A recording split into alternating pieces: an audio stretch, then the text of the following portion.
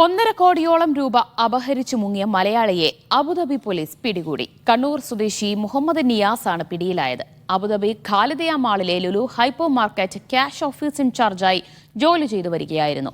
Lulu group Abu Dhabi പോലീസിൽ നൽകിയ പരാതിയിലാണ് നടപടി. നിയാസ് കഴിഞ്ഞ 15 വർഷമായി ലുലു ഗ്രൂപ്പിലാണ് ജോലി ചെയ്തിരുന്നത്. MC നാസർ വിവരങ്ങൾ നൽകും. നാസർ, എങ്ങനെയാണ് ഇദ്ദേഹം പിടിയിലാകുന്നത് പോലീസിന്റെ?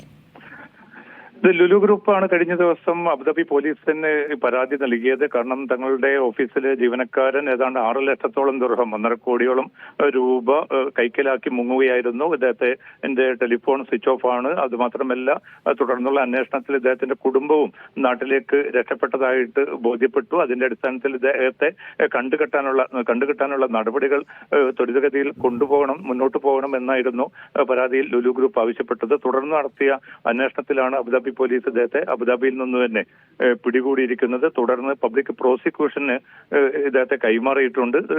വിശദമായിട്ടുള്ള അന്വേഷണങ്ങൾ ആരംഭിച്ചു കഴിഞ്ഞതായിട്ടാണ് അബുദാബി പോലീസ് അധികൃതർ അറിയിച്ചിരിക്കുന്നത്. ഏതായാലും വളരെ കുറഞ്ഞ സമയത്തിനുള്ളിൽ തന്നെ ഈ ഇദ്ദേഹത്തെ പിടികൂടാൻ സാധിച്ചതിൽ അബുദാബി പോലീസ് ബന്ധപ്പെട്ടവർക്ക് നന്ദി അറിയിക്കുകയും ചെയ്തിട്ടുണ്ട്. ശരി, ദുബായിൽ നിന്ന് MC നാസറാണ് വിവരങ്ങൾ നൽകിയത്.